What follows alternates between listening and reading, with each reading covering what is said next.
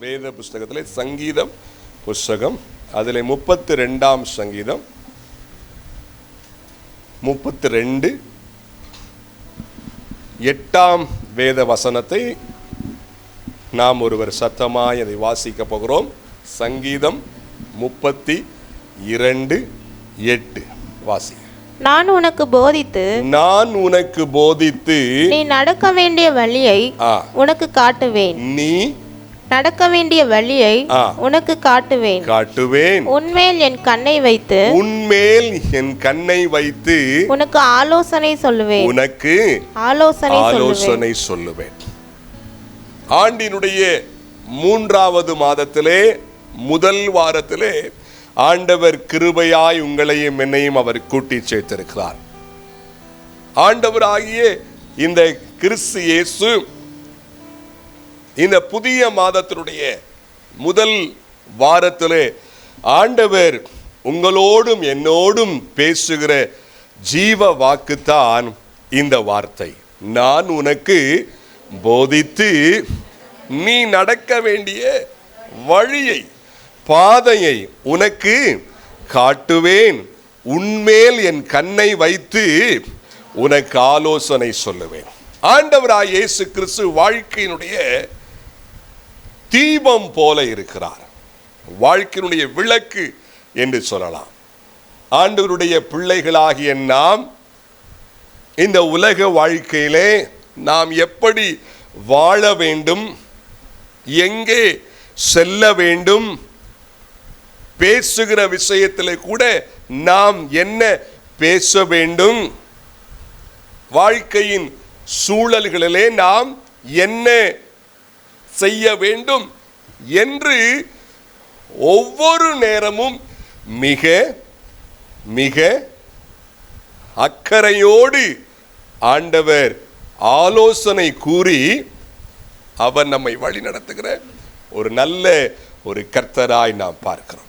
என் அன்பு தெய்வ பிள்ளைகளே, ஆண்டுடைய பிள்ளைகளாகிய நாம் அநேக வேளைகளிலே சில விஷயங்களிலே என்ன முடிவு செய்ய வேண்டும் என்று சொல்லி அறியாமல் முட்டி மோதி கொள்ளுகிறோம் இல்லையா? என்ன செய்யலாம், இந்த விஷயத்திலே, இந்த காரியத்திலே நான் என்ன தீர்மானம் செய்ய வேண்டும், இந்த காரியத்திலே நான் எந்த விதத்திலே நான் பிஹேவ் பண்ண வேண்டும் என்ற ஒரு ஞானம் இல்லாது சில நேரங்களிலே முட்டி மோதி கொள்ளுகிறோம். இங்கும் அங்குமாய் நாம் சிந்தித்து அலை பாய்கிறோம். இக்கட்டான சூழ்நிலைகளிலே எந்த பக்கம் போக வேண்டும் என்று அறியாமல் சில நேரங்களிலே விழுந்து கூட விடுகிறோம் இல்லையா? சில பிரச்சனைகளிலே சிக்கி கொள்ளுகிறோம். ஆண்டவர் இந்த நாளிலே, இந்த புதிய மாதத்திலே ஆண்டவராகிய கர்த்தர் உங்களோடும் என்னோடும் பேசுகிற ஜீவ வாக்கு, என் மகனே, என் மகளே, நான் உனக்கு போதிப்பேன், நான் உனக்கு சொல்லிக் கொடுக்கிறேன். நீ எந்த வழியாய் போக வேண்டும், நீ எந்த பாதையிலே போக வேண்டும், நீ என்ன பேச வேண்டும், நீ எந்த விதத்திலே நீ வாழ வேண்டும் என்று நான் உனக்கு என்ன செய்கிறேன், நான் சொல்லித் தருகிறேன் என்று அன்போடு அக்கறையோடு அவர் கூறுகிறார். அதே வார்த்தையை இந்த நாளிலே, இந்த புதிய மாதத்திலே உங்களோடு கூட அவர் பேசுகிறார். சோதனையான சூழ்நிலைகளிலே, மிக சிக்கலான சூழ்நிலைகளிலே ஆண்டவர் அருகே வந்து பேச ஆயத்தமாயிருக்கிறார். ஆமென். அவ்வளவு கிருபையுள்ள கர்த்தர், பாதை காட்டுகிற கடவுள். இவர் யாருங்க? பாதை காட்டுகிற தெய்வம். சீசர்களுக்கு ஆண்டவர் பாதை காட்டவில்லையா? இல்லையா? 3.5 வருடங்கள் அவரோடு கூட இருந்தார்களே அந்த சீசர்கள். இன்ச் பை இன்ச்சாக இப்படி செய்யுங்கள், இப்படி பேசுங்கள், இங்கே போங்கள், இங்கே போகும் பொழுது இந்த விதத்திலே, இருங்கள், இந்த விதத்திலே நீங்கள் செயல்படுங்கள் என்று இன்ச் பை இன்ச்சாக அவர் சீஷர்களுக்கு அவர் என்ன செய்தார்? சொல்லிக் கொடுத்தார் அல்லவா? ஆபிரகாமுக்கு அவர் பாதை காட்டவில்லையா? என் அன்பு தேவ பிள்ளைகளே, அவர் பாதை காட்டுகிற ஒரு நல்ல தகப்பன். ஆமென். சத்தமா?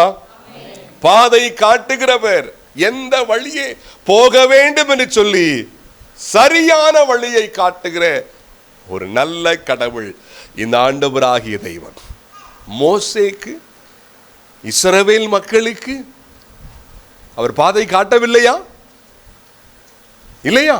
ஈஜிப்திலிருந்து அவர்கள் வெளியே வந்த பிற்பாடு ஒவ்வொரு நாளும் தெய்வம் கூடவே இருந்து அவர் வழிநடத்தி வந்தாரே. அக்கினி ஸ்தம்பம் மூலமாய், மேக ஸ்தம்பம் மூலமாய். அது மட்டுமல்ல, மோசே மூலமாய் அல்லது மோசே இடத்துல ஒரு சிநேகிதனை போல அவர் பேசி என்ன செய்ய வேண்டும், எங்கு போக வேண்டும் என்பதை தெளிவாய் சொல்லி சொல்லி வழிநடத்தினாரே. அவர் பாதை காட்டுகிற தெய்வம். ஆமென். அவர், சத்தமா சொல்லாமா? அவர் வழி காட்டுகிறவர். அவர் யாருங்க? வாழ்க்கையினுடைய அந்தகார சூழ்நிலையிலே சிக்கி பிரச்சனைகளை மாட்டிக்கொண்டு எங்கு போவது, இந்த விஷயங்களை விட்டு நான் எப்படி வெளியே வருவது என்று அங்கலாய்த்துக் கொண்டிருக்கிற என் அன்பு தேவ பிள்ளையே, ஆண்டவர் உன்னோடுதான் பேசிக் கொண்டிருக்கிறார். உன்மேல் அவர் இரக்கம் உள்ளவர். ஆமென். அவர் யாருங்க?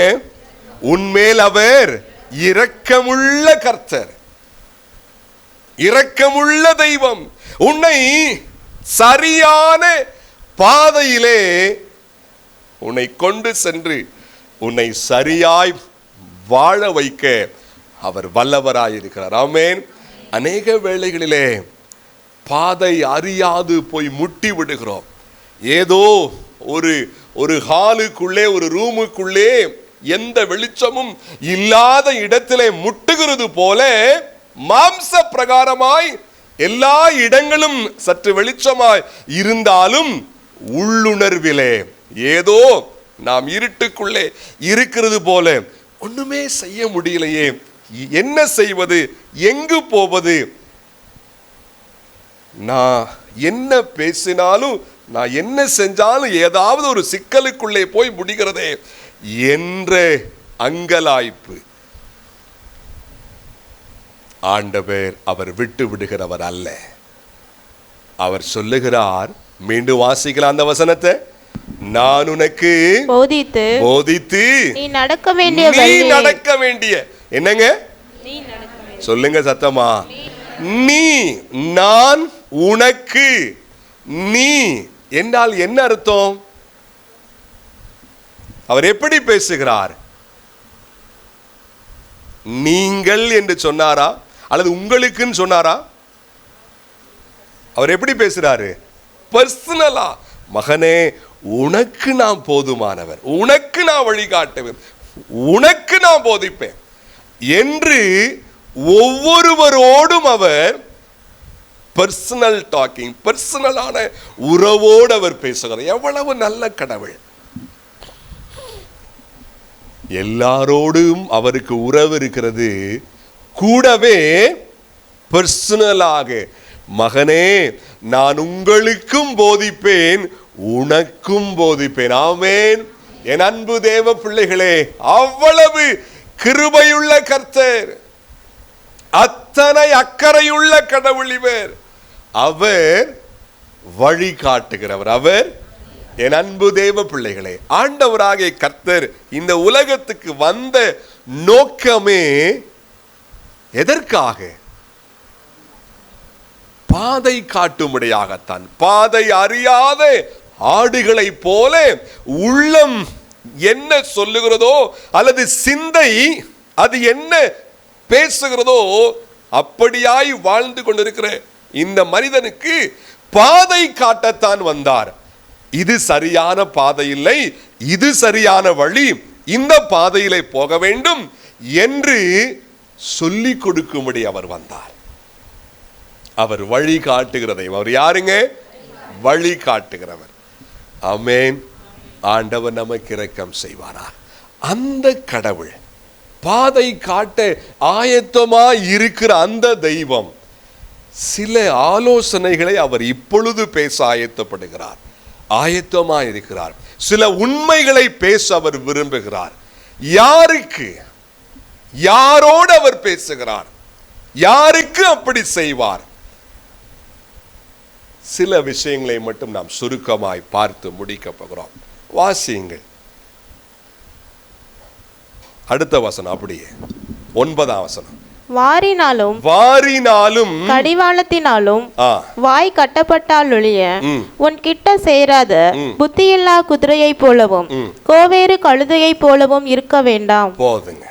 1வது, நான் உனக்கு போதிப்பேன், நீ நடக்க வேண்டிய வழியை உனக்கு காட்டுவேன், உன்மேல் என் கண்ணை வைத்து ஆலோசனை சொல்லுவேன் என்று சொல்லிவிட்டு அவர் சொல்லுகிறார்.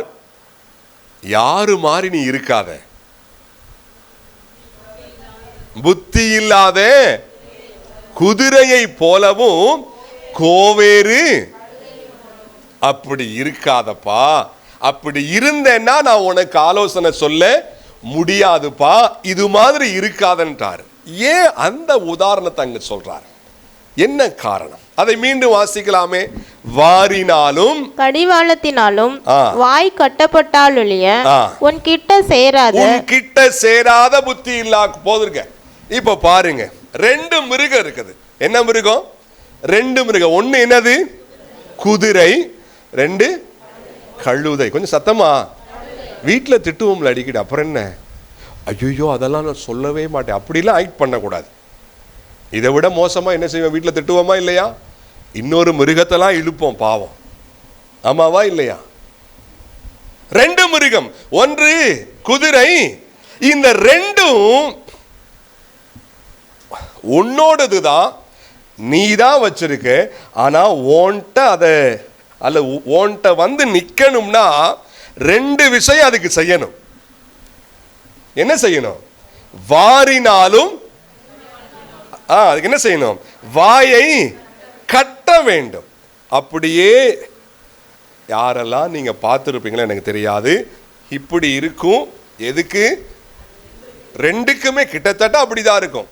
இப்படி இருக்கும், அப்படியே இப்படி ஒரு வார் போட்டிருப்பாங்க, தென் இப்படி ஒன்று போட்டிருப்பாங்க, இப்படியே வந்து இங்க மாட்டி இருப்பாங்க, இப்படி இப்படி இழுத்துருப்பாங்க. சொல்லுங்க, யாரெல்லாம் பார்த்துருக்கீங்க? எல்லாரும் பார்த்துருக்கீங்க. வீட்டில் இருக்கு போல குதிரை கழுதை இல்லையா? பரவாயில்ல, வெரி குட். இந்த மாதிரி போட்டா தான் பக்கத்திலே வந்து நிக்குமா? எங்க வாசிங்க திரும்ப. வாரினாலும் கடிவாளத்தினாலும் வாய் கட்டப்பட்டாலொழிய உன் கிட்ட சேராத. அதாவது வாரினாலும், அப்புறம் எதனால? கடிவாளத்தினாலும். வாயை கட்டப்பட்டாலொழிய, வாயை கட்டாம உன் பக்கத்துல வராது. வாயை கட்டுனா தான் உன் கிட்ட சேரும் அப்படின்னு சொல்றாரு. உன் பக்கத்துல வராத புத்தி இல்லாத குதிரை மாதிரியும் புத்தி இல்லா இருக்காத. ஏன்னா இப்படி நீ இருந்தன்னா நான் உனக்கு என்ன சொல்ல முடியாது? ஆலோசனை சொல்லுங்க. ஆலோசனை சொல்ல முடியாது, நான் உனக்கு போதிக்க முடியாது, நீ போக வேண்டிய பாதையும் உனக்கு காட்ட. ஒரு குதிரைக்கு அப்புறம் ஒரு கழுதைக்கு இந்த வாறு போடல, இல்லாட்டி எது போடல? கடிவாளம் போடல, என்ன ஆகும் சொல்லுங்க? கேட்கவே இல்லையே. இஷ்டத்துக்கு ஓட ஆரம்பிச்சிடும், அப்புறம் சொன்ன பேச்சு கேட்காது, அப்புறம்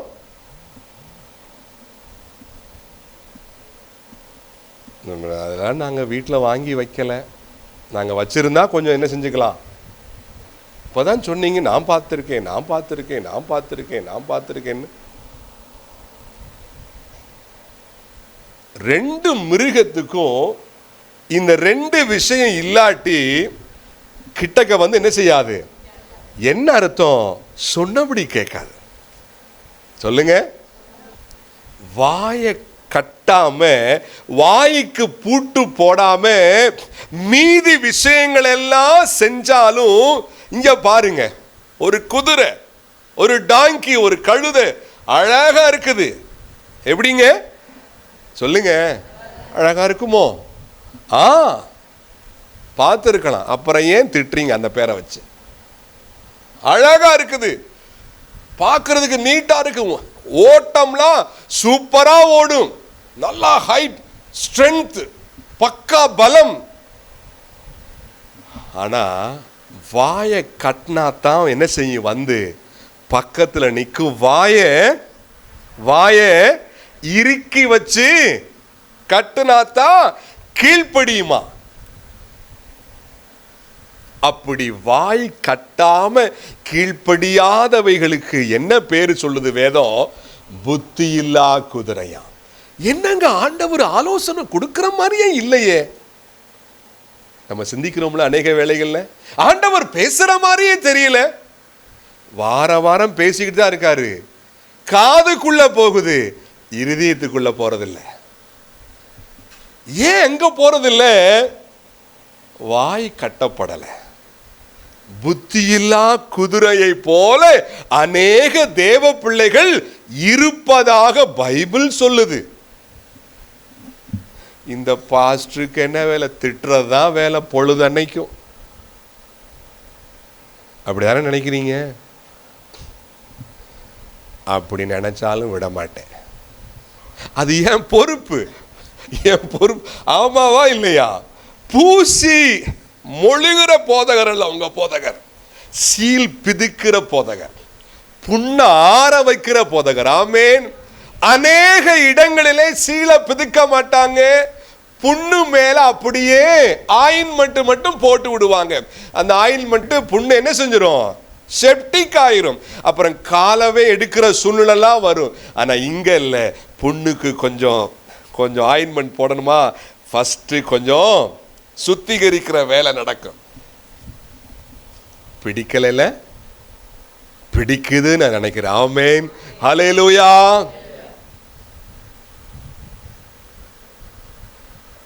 ஆலோசனை வேண்டுமே, தேவனுடைய பாதை நாம் பார்க்கணுமே. சில நேரங்களிலே முட்டிக்கொள்ளுகிறேன், மோதிக்கொள்ளுகிறேன், என்ன பண்றதுன்னே எனக்கு தெரியல. எங்க வீட்டுக்காரு பண்றது, என் பிள்ளை போற பாதை, நான் போற பாதை ஒண்ணுமே புரியல எனக்கு. ஐயோ, நான் என்ன செய்யறது? நான் அவனுடைய பிள்ளையாத்தான் இருக்கிறேன், பாட்டு பாடுறேன், ஆலயத்துக்கு போறேன், காணிக்க கொடுக்கிறேன், அவனுடைய பிரசன்னத்துல இருக்கிறேன், எல்லாமே அதாவது கிறிஸ்தவம் சார்ந்த எல்லா விஷயத்தையும் செய்யற மாதிரி இருக்கு. ஆனா தேவனுடைய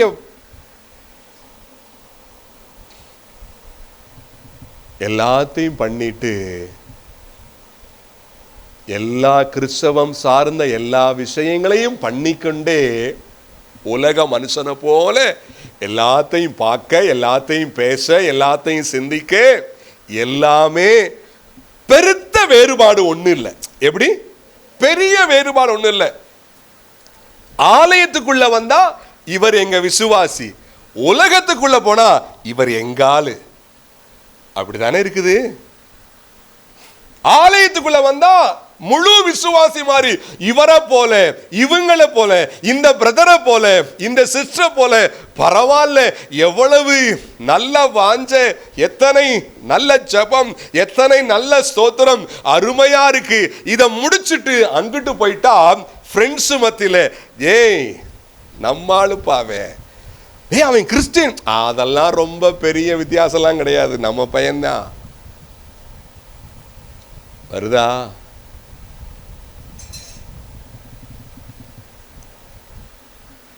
வாய் கட்டப்பட்டால் ஒழிய உன்னிடத்திலே சேராத புத்தியில்லா குதிரையை போல இருக்க வேண்டாம். ஏன் அப்படி சொல்றாரு? அப்படிப்பட்டவங்களுக்கு நான் ஆலோசனை சொல்ல முடியாதுப்பா, நான் அவங்களுக்கு பாதை காட்ட முடியாதுப்பா. யார் என் அருகே வர்றாங்களோ, என்னங்க, யார் என் அருகே வருகிறார்களோ, யார் என் வார்த்தைக்கு காதுகளை மட்டுமல்ல இருதயத்தை திறந்து கொடுக்கிறார்களோ அவர்களுக்கு நல்ல பாதை காட்டுவேன். மீண்டும் வாசிங்க அதே வசனத்தை, மீண்டும் வாசிங்க. வாரினாலும் கடிவாளத்தினாலும் வாய் கட்டப்பட்டாலொழிய உன் கிட்ட சேராத, என்னங்க, உன் கிட்ட சேராத. சிலருக்கு ஏதாவது ஒரு பாடு ஒரு கஷ்டம் வந்தாதான் ஆண்டவர் கிட்டையே வர்றதுக்கு ஒரு ஃபீலே வருது. ஐயோ, கர்த்தரை ஒழுங்கா தேடணும், கொஞ்சம் நல்லா ஜெபிக்கணும், கொஞ்சம் நல்லா வேதம் வாசிக்கணும், ஞாயிற்றுக்கிழமை ஒழுங்கா ஆலயத்துக்கு போயிடணும், வேத பாடத்துக்கு போயிடணும், அதுக்கு போயிடணும், இதுக்கு போயிடணும். அப்புறம் சுவிசேஷம்னு ஒன்று சொல்லுவாங்க, அதையும் கொஞ்சம் யாருக்கா நம்ம சொல்லி பார்ப்போம். ஏன்? கஷ்டமா இருக்குல்ல, வீட்டில் கர்த்தர் இரக்கம் செய்யணும்ல. கஷ்டம் இல்லாட்டி ஆண்டவர் கிட்ட வரமாட்டோமா? யோசிங்க. கொஞ்சம் பாடுகள் வந்தா தான் ஐயோ ஆண்டவர், பாடுகள் இல்லாட்டி பரவாயில்ல, அப்புறம் என்ன வேலை இருக்குல்ல, அது இருக்குல்ல, இது இருக்குல்ல, என்ன நினைச்சிட்டோங்க ஆண்டவரை. இந்த குதிரையும் கழுதையும் வாயை போட்டு இறுக்கி கட்டி ரெண்டு விஷயத்தை பண்ணுனா தான் கிட்டக்கே என்ன செய்தான், வருதான். இல்லாட்டி இஷ்டத்துக்கு ஓடுதான். ஆண்டு சொல்றாரு, அப்பா அது மாதிரி இருக்காதப்பா, நீயே என்னது அது மாதிரி, நான் உனக்கு பாதை காட்டுறேன்ப்பா, நான் உனக்கு என்ன செய்யறேன், ஆலோசனை சொல்றேன்ப்பா, நீ இந்த உலகத்துல என்ன மாதிரி வாழன்னு சொல்லி நான் போதிக்கிறேன்ப்பா, இந்த மாதிரி இருக்காதன்றாரு. யார் ஆயத்தமா இருக்கீங்க? ஆண்டவருக்கு ஒப்பு கொடுப்போம். ஆண்டவரே, என்னை தயவாய் என்னை சீர்படுத்துங்க, என்னை தயவாய் என் வாய்க்கு காவல் வைங்க. பாருங்கள், அநேகருடைய வாழ்க்கையிலே ஆண்டவருடைய அந்த அந்த ஞானம், அவனுடைய வழி சரியாய் இல்லாததற்கு காரணம் அவருடைய வாய். என்னங்க வாய்னா என்னது? ஒரு சாப்பிட்ற இடம், நிறைய சாப்பிட்றாங்க போல, அதனால தான். அப்படியா? வாயில சாப்பிடவும் செய்யலாம், பேசவும் செய்யலாம். வேதம் நிறைய சொல்லியிருக்கு, சாப்பிடுற விஷயத்தை பற்றி அது பேசுது. ஆனா அதிகமாக வார்த்தைகளை பற்றி பேசுது. என்னங்க? வார்த்தைகளை பற்றி. வார்த்தைகளை பற்றி யார் வீண் வார்த்தைகளை நிறைய பேசுறாங்களோ அங்க அங்க என்ன இருக்காது? அங்க என்ன இருக்காதுங்க? சொல்லுங்க. வீண் வார்த்தைகள் சும்மா அப்படியே அப்படியே யார் பேசுறாங்களோ அவங்ககிட்ட சரக்கே இருக்காது, ஞானம் இருக்காது. வீணாக எதையாவது நினைச்சுட்டே இருப்பாங்க, பேசிக்கொண்டே இருப்பாங்க. போறப்ப பேச்சு, வர்றப்ப பேச்சு, அதை பேச்சு, இதை பேச்சு, இது போக மீதி உலக விஷயங்களை பற்றிய பேச்சு நிறைய வரும். கூடவே இது வரும். எது? கர்த்தர் என்னை கைவிட்டுட்டார், என்னை கண்டுக்கிறதே இல்லை, அவர் என் கூட பேசவே மாட்டாரு. நீ பேச்ச நிப்பாட்டு, உன்கிட்ட பேசுவார் ஆண்டவர். ஆமென். அதுதான் உண்மை. வீண் வார்த்தை பேசுறது நிப்பாட்டு, தேவ சத்தம் உன் காதில் விழும். நீ பேசிக்கொண்டே இருந்தா அந்த சத்தம் விழ மாட்டேது. அதனால தான் ஆண்டவர் பேசலையே. அவர் எங்க பேசாம இருந்தாரு? அவர் எங்க பேசாம இருந்தாரு? ஒவ்வொரு கூட்டத்திலும் பேசுறாரு. இந்த வேதாகமத்தின் வாயிலாக உன்னோடு பெர்சனலாகவும் அவர் பேசிக்கொண்டிருக்கிறாரே. வீட்டிலே பேசவில்லையா? கூட்டத்திலே அந்த கர்த்தர் பேசவில்லையா? ஆனால் பேசுனது போல இல்லைல்ல. ஏன்? வேற சத்தம், வேற வார்த்தை நிறைய உள்ள இருக்கு. அதை எடுத்து அகற்று. ஃபர்ஸ்ட் அகற்று. பொழுது அன்னைக்கு வீடியோ பார்த்து பார்த்து அந்த சிந்தனை தான் உள்ளக்க. அந்த ஷார்ட்ஸ், இந்த ஷார்ட்ஸ், அந்த ரீலு, இந்த ரீலு, ரீலாவே ரியலா பார்க்குறோம். நம்ம பேர் என்னது அதுக்கு? ரீல்ஸ். முந்தியெல்லாம் இது மாதிரி நம்ம பேசிக்குவோம், ஏ ரீல் விடாத, ஏ ரீல் விடுறேல நீ அப்படின்னா என்ன அர்த்தம்? ஏ பொய் பேசாத, இதெல்லாம் எனக்கு பிடிக்காது அப்படின்னு சொன்ன நம்ம இப்ப ரீல்ஸை ரொம்ப நல்லா பார்த்துக்கிட்டு அது போய் நல்லா ஸ்டோர் ஆயிருது. அந்த வார்த்தைகள், அந்த சிந்தனைகள், அந்த நோக்கங்கள், அந்த ஆசைகள் நல்லா ஃபில் ஆயிட்டு வெளியே புறம்பா ஆலயத்துக்கு வர ஒரு ஆவிக்குரியவனை போல இருக்க. அப்புறம் அப்படியே கர்த்தருடைய சத்தம் பிரத்யேகமா எனக்கு எப்படி கேட்கும்? இல்ல எப்படி கேட்குன்னு கேட்கிறேன், சொல்லுங்க. அந்த கோவேறு கழுதையை போலவும் அப்புறம் புத்தி இல்லா குதிரையை போலவும் இருக்க வேண்டாம். அப்படி இருந்தேன்னா நான் உன் கூட பேச முடியாதுன்னு சொல்றாரு. இங்க பாருங்க, அநேக மாணவர்கள் மாணவிகள் ஒரு ஸ்கூல்ல ஒரு கிளாஸ்ல ஒரு 30-35 பேர் இருக்காங்கன்னு வச்சுக்கோங்க. டீச்சரோ அல்லது சாரோ வந்து கரெக்டா என்ன செய்யறாரு? இந்த கிளாஸ் எடுக்கிறாரா இல்லையா? இந்த பீரியட் முடிஞ்ச உடனே சார் வர்றாரு, வந்து மேக்ஸோ சயின்ஸோ தமிழோ இங்கிலீஷோ ஒழுங்கா எடுத்துறாரு. அந்த முன்னாடி இருக்கிற அல்லாவிட்டால் ஆர்வமாய் இருக்கிற மாணவர்கள் மாணவிகள் ஒழுங்கா கேட்டு நோட்ஸ் எடுத்து வீட்டில் போய் அதெல்லாம் அதை படித்து மீண்டுமாக அதை ரீகேப் மாதிரி அதை பார்த்து அதை ஸ்டோர் பண்ணி வைக்கிறாங்க. தென் ஏற்ற நேரத்தில் காப்பரிச்சு அரைப்பரிச்சு வர்றப்ப அதை அப்படியே எழுதி அழகா மார்க்கு சொல்லையா எடுக்கிறாங்க. அதே கிளாஸ் தான். எப்படி? அதே கிளாஸ் தான். ஆர்வம் இல்லாதவர்கள் அங்க வேடிக்கை பார்க்க, இங்க வேடிக்கை பார்க்க, கீழே குனிஞ்சிருக்க, அதை செய்ய அல்லது கொஞ்சம் பேசிட்டு இருக்க. அடுத்த பீரியட் என்ன? இந்த பீரியட் எப்ப முடியும்? சாரு ரொம்ப சம்மா போட்டுக்கிட்டு இருக்காரு. மேக்ஸா சயின்ஸ் என்னென்னத்தையோ போர்டில் வரைகிறாரு. சை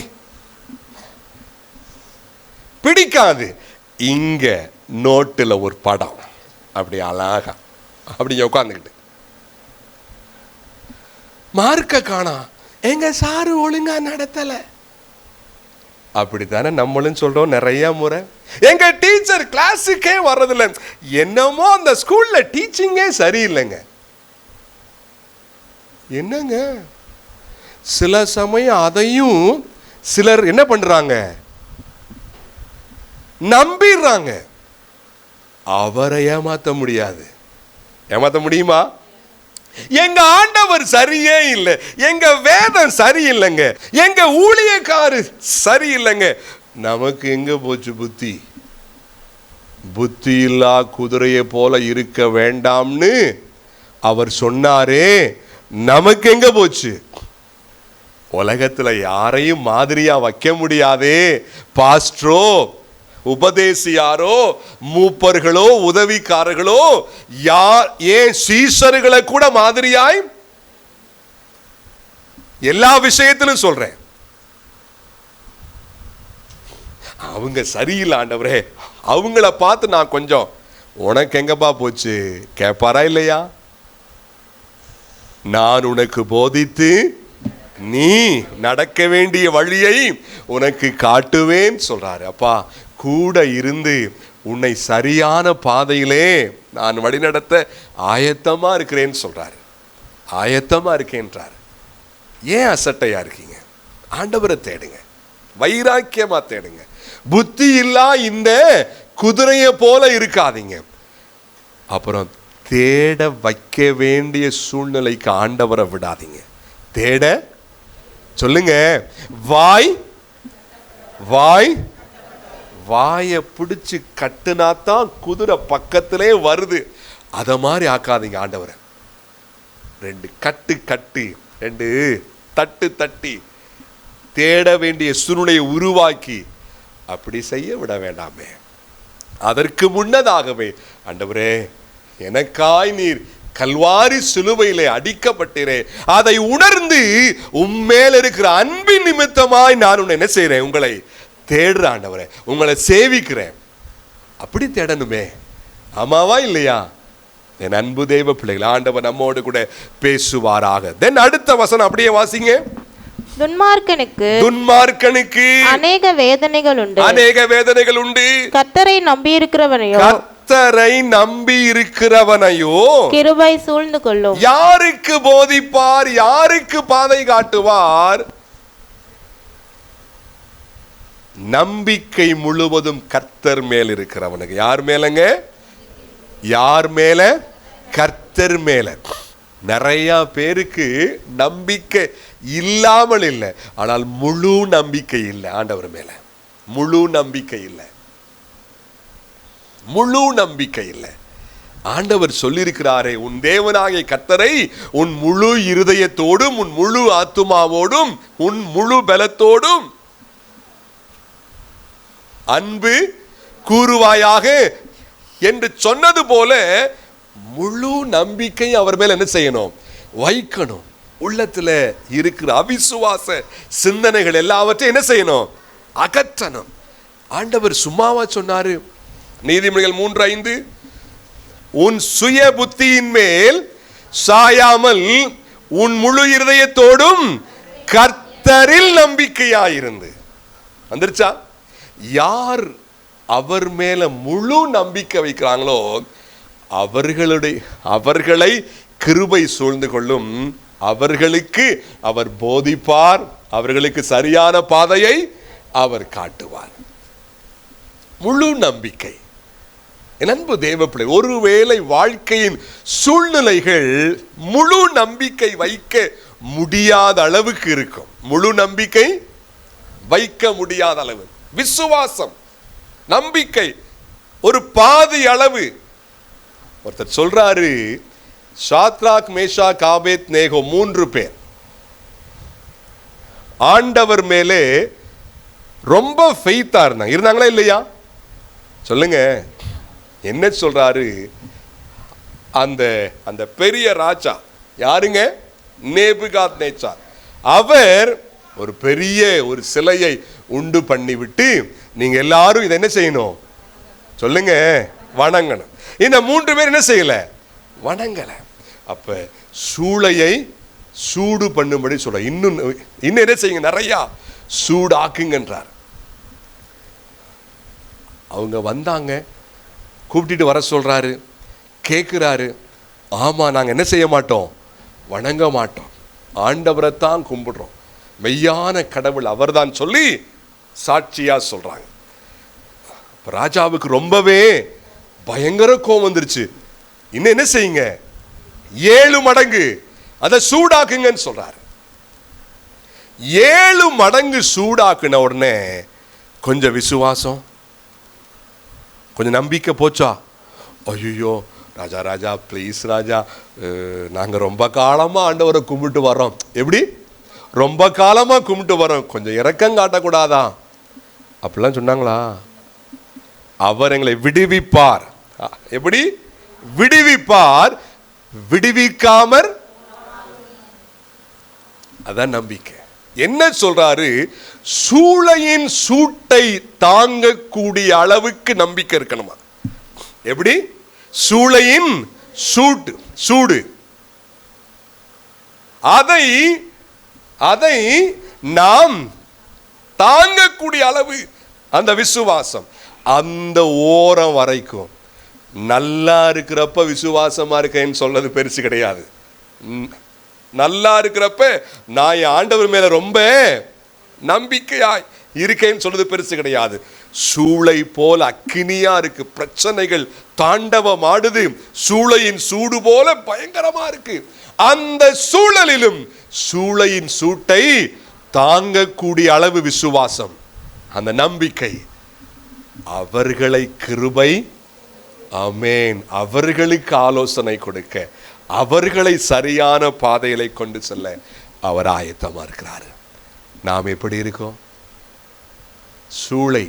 சூளையின் சொன்னாலே நமக்கு என்ன செய்யுது? கிடுகிடுகிடுன்னு தீ பத்த வைக்கல, ஆனா சூடா தெரியுது. சூழன்னு பேசினாலே அல்லது அக்கினின்னு பேசினாலே ஐயோ பிரச்சனையா பாடா, என்னங்க ஆண்டவரை தானங்க கும்பிட்டேன். அவங்க அப்படி சொல்லலையே. ஏன் வாயில உங்க வாயில இருந்து மட்டும் அப்படி வருது? அதனால தான் கிருபையை காணோம். சூளையின் சூட்டை தாங்கக்கூடிய அளவு விசுவாசம். சூளைக்குள்ள போறேன், பட் விசுவாசம் குறையவே இல்லை. சூளைக்குள்ள போய் விழுந்தாச்சு, விசுவாசம் குறையவே இல்லை. ஆண்டவர் விடுவிப்பார். விடுவிக்காமற் போனாலும் அந்த ஒரு ஸ்டேஜுக்கு அவர் உங்களையும் என்னையும் அழைக்கிறார். அப்படி விசுவாசம் இருக்கா? நான் பார்த்துக்கிறேன். அங்கிருந்து அவர் உதவி செய்யல, இறங்கி வந்துட்டார் அவரே. ஆமென். சூளைக்குள்ளேயே இறங்கி வந்து விட்டார். ஏன்?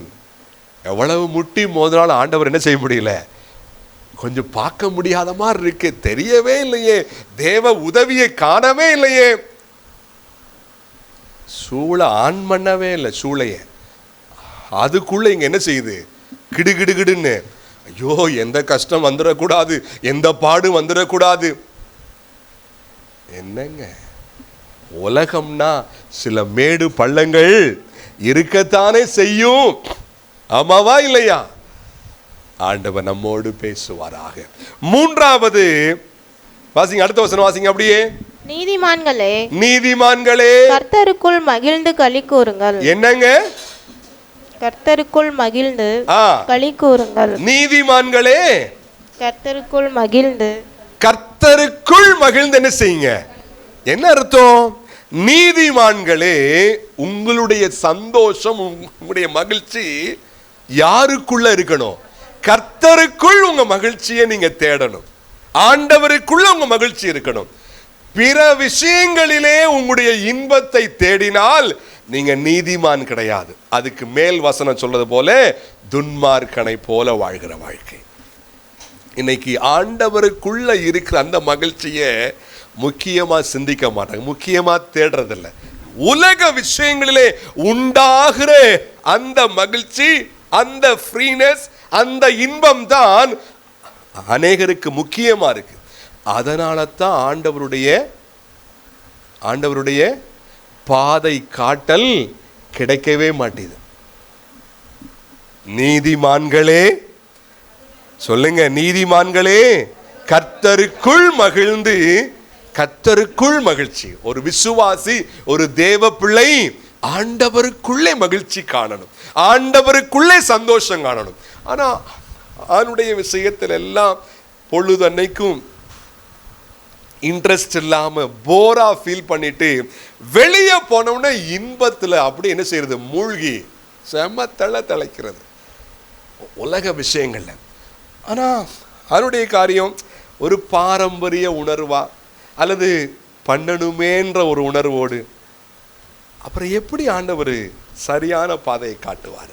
ஒரு கிறிஸ்தவனுக்கு உண்மையான ஹாப்பினஸ் கர்த்தருக்குள்ளே அவன் பார்க்கணும். ஆண்டவரை தேடுறதா என் மகிழ்ச்சி, ஆண்டவருக்குள்ள இருக்கிறதா மகிழ்ச்சின்னு சொல்லி அப்படி வரணும். அதை விட்டுட்டு கொஞ்சம் ஃப்ரெண்ட்ஸா சேர்ந்துட்டா, கொஞ்சம் டிவி பார்த்துட்டா, கொஞ்சம் சினிமாவுக்கு போயிட்டா, கொஞ்சம் இதை பண்ணிட்டா, இதுல ஜாலி மூட்ல இருக்கிறது. சர்ச்சுக்கு வந்தோடனே சோகம் உள்ள அப்படியே ஒண்ணுமே பேசாம எப்படா முடியும்? அப்புறம் வீட்டுக்கு போய் கர்த்தரை காணோம், அவர் பார்க்க முடியல, ஒண்ணுமே பேச மாட்டாரு. வாயை கட்டுங்க ஃபர்ஸ்ட். இப்படிலாம் பேசிட்டு இருந்தா ஆண்டவர் என்ன செய்ய மாட்டாரு? கொஞ்சமா வர்றது கூட கிடைக்காம போயிடும். அவனுடைய காட்சி, அவனுடைய வார்த்தை. கர்த்தருக்குள்ள மகிழ்ச்சியை தேடுங்க, கர்த்தருக்குள்ள. அது இன்பமா இருக்கட்டும், ஜெபம் இன்பமா இருக்கணுமே, வேத வாசிப்பு இன்பமா இருக்கணுமே. வேதத்தை தூக்குன உடனே அப்படியே பிரியாணியை தூக்குற மாதிரி இருக்கணுமே, தூக்கி அப்படியே வாசிக்கிறோம். இந்த தெய்வமே, என் தெய்வம் என்னோடு பேசுறாரே அப்படின்னு சொல்லி அந்த உணர்வு. வாசி வாசி வாசி வேகமா டக்குன்னு முடி முடி முடி. இன்னைக்கு என்ன டேட்? அதை வாசி, போதும், டைம் இல்லை. சிலர் அதையும் வாசிக்கிறது இல்லை. ஏன்? வேலை பிஸி. அது இன்பமா இல்லை. அப்ப அங்கேயே உன் தீர்வுகளை பார்த்துக்கன்னு சொல்றார் ஆண்டவர். அங்கே நீ என்ன பண்ணிக்க, உன் தீர்வை பார்த்துக்க, இங்க வராதன்றாரு வேதத்துக்குள்ள. நீதிமான்களே வாசிங்க, கர்த்தருக்குள் மகிழ்ந்து களி கூறுங்கள். கர்த்தருக்குள். வேதம் ஒண்ணு சும்மா சொல்லலைங்க, வேதம் ஒண்ணு சொல்லுங்க. அதே சங்கீதம் 37:4 வாசிங்க. கர்த்தரிடத்தில் மனமகிழ்ச்சியாயிரு. என்னங்க? கர்த்தரிடத்தில் மனமகிழ்ச்சியாயிரு. சொல்லுங்க சத்தமா. ஆண்டவரிடத்தில் நீ எப்படி இரு? மனமகிழ்ச்சியாயிரு. அவர் உன் இருதயத்தில் வேண்டுதல்களை. ஆண்டவருக்குள்ளே நீ ஹாப்பியா இருப்பா. அவர் எனக்கு உதவி செய்வார், அவர் எனக்கு போதுமான, அவருடைய வார்த்தை எனக்கு மகிழ்ச்சி என்று சொல்லி ஆண்டவருக்குள்ளே நீ ஹாப்பியா இருக்க பாரு. அவர் உன் இருதயத்தின், இத புரிஞ்சுக்கிறதே இல்லை. இன்பம், சந்தோஷம், ஹாப்பினஸ் எல்லாம் வெளியே நல்லா பார்த்துக்கிறது. சிலர்லாம் போன்ல இரவு பூரா இன்பம் காண்றாங்க. போன்ல நல்லா வீடியோ, நான் சொன்ன மாதிரி ரீல்ஸ், ஷார்ட்ஸ், கேம்ஸ் நல்லா பார்த்து நல்லா என்ஜாய்மெண்ட். காலையில லேட்டா எந்திரிக்கிறது, ஜெபம் பண்ணதை பத்தி சிந்திக்கிறதே இல்லை, வேத வாசிப்பெல்லாம் வர்றதே இல்லை, சர்ச்சுக்கு தூங்கி வழிஞ்சுக்கிட்டு. என்ன நைட்டு பூரா ஷிஃப்ட் போட்டாங்க. என்ன ஷிஃப்ட்? Cellphone shift. கர்த்தரிடத்தில் கர்த்தரிடத்தில் மனமகிழ்ச்சியாயிரு, அவர் உன் இருதயத்தின். உலகத்தில் உன்னுடைய இன்பத்தை நீ பார்த்து விட்டால், பார்த்து கொண்டிருந்தால் உன் இருதயத்தின் வேண்டுதலை அவர் அருள் செய்ய மாட்டார். சாத்தான் வருவான், வேற இருதயமா மாத்தி எல்லாத்தையும் அவன் என்ன செய்ய ஆரம்பிப்பான்? அள்ளி கொடுக்க ஆரம்பிப்பான். அள்ளி. காலம் போக போக நல்லா தானே இருக்கேன். இப்ப புரியுதா? சர்ச்சுக்கெல்லாம் நான் ரொம்ப வர்றதில்லை, ஆனா நல்லா இருக்கேன், நல்ல காரு பங்களா. இதுதான் காரணம். அதனால தான் கிறிஸ்துவ பற்றி சொல்றப்ப ஆண்டவர் இப்படி செய்வார் அப்படி செய்வார்ன்றது அப்புறம் சொல்லுங்க. அவர் பாவத்தை மன்னிக்க வந்தவர் என்பதுதான் முதல்ல வரணும். ஏன்னா காரு பங்களா, சொத்து சுகம், வேலை, காசு எல்லாம் உலகத்தானாலையும் ஏன் பண்ண முடியும்? சர்ச்சுக்கு வரல, ரொம்ப ஒன்றும் டீப்பா இல்லை, இந்தா பார் நல்லா தானே இருக்கே. பிசாசு விட மாட்டான், பிசாசு விட மாட்டான். நம்ம எப்படி இருக்கோம்? ஆண்டவர் நம்மோடு பேசட்டும். அவர் ரெடியா இருக்கிறாரு. மகனே, நான் உனக்கு போதிச்சு நீ நடக்க வேண்டிய வழியை காட்ட ரெடியா இருக்கிறேன்ப்பா. ஆனா இது மாதிரி இருந்துராத. கோவேறு கழுதையை போலவும் குதிரையை போல, அதாவது வாயை கட்டுனாத்தான் கிட்டக்க வர்ற மாதிரி அந்த குதிரை மாதிரி இருந்துராத. உன் வாயை நீ கட்டிக்க, எந்த துன்பம் இல்லாம இருக்குது, அப்பவே கிட்டக்கவா, என் பக்கமாயிரு, நான் உன் கூட பேசுறேன். அது மட்டுமல்ல, முழு நம்பிக்கையை என் மேல வையின்றாரு. அப்புறம் அவருக்குள்ள, என்னுடைய விஷயங்களுக்குள்ள, என் பிரசன்னத்துக்குள்ள உன் சந்தோஷத்தை தேடுப்பான்றாரு. இறுதியா அதே வசனம் வாசிங்க. நீதிமான்களே, நீதிமான்களே, கர்த்தருக்குள் மகிழ்ந்து களி கூறுங்கள். செம்மையான இருதயம் உள்ளவர்களே, செம்மையான இருதயம் உள்ளவர்களே, நீங்கள் எல்லாரும் ஆனந்த முழக்கமிடுங்கள். செவ்வையான இருதயம் என்ன அர்த்தம்? இருதயம், எண்ணங்கள் செம்மையா இருக்க சொல்றாரு. என்னங்க சொல்றாரு? செம்மையான இருதயமா, எண்ணங்கள், சிந்தைகள், திங்க் பண்ணுகிற விஷயங்கள் நேர்மையானதாக, செம்மையானதாய், ஆகாத விஷயங்களை சிந்திக்காதன்றார். என்னங்க? ஆகாத விஷயங்களை, வேண்டாத விஷயங்களை, தேவனுக்கு பிரியமற்ற காரியத்திலே உன் சிந்தை போக வேண்டான்றாரு. செம்மையான இருதயம் யாருக்கு இருக்கோ அவங்க முழக்கமிடுங்க. ஏன்? நான் கூட இருப்பேன் உங்களோடு, நான் உங்களுக்கு போதிப்பேன். 4 வித சுத்திகரிப்பு, 4 வித சீராக்கப்படுதல். ஆண்டவருக்கு ஒப்பு கொடுப்போமா? ஆண்டவரே, என்னையும் இது போல என்ன செய்யுங்க, மாற்றுங்க, எனக்கு உதவி செய்யுன்னு கேளுங்க. அவர் உங்களுக்கு எல்லா சூழ்நிலைகளையும் எல்லா காலத்திலும் கூட இருந்து அவர் வழி நடத்துவார். ஆமென். அவர் பாதை காட்டுவார். எந்த ஒரு சிக்கலுக்குள்ளே சிக்குவது போல இருந்தாலும் நீங்க சோர்ந்து போக வேண்டிய அவசியம் இல்லை. அவர் கூட இருப்பார். பிரச்சனைகளிலே பாடுகளில் அப்படியே விட்டு விடுகிற ஆண்டவர் அல்ல. நம்ம தான் விட்டு விடுறோம். அநேக நேரத்தில் நம்ம தான் தூரம் போயிடுறோம், நம்ம தான் கிட்ட சேர்றதில்லை. ஆண்டு சொல்றாரு, நான் கூட இருக்கிறேன், நான் உனக்கு ஆலோசனை தரேன், நான் உனக்கு பாதை காட்டுறேன், உனக்கு சரியான வழி என்ன செய்யறேன், நான் காட்டுறேன். யார் ஆயத்தமா இருக்கிறீங்க? ஆண்டுக்கு ஒப்பு கொடுப்போமா? நம்ம எல்லாரும் அப்படியே தேவ சதுர முழங்கால்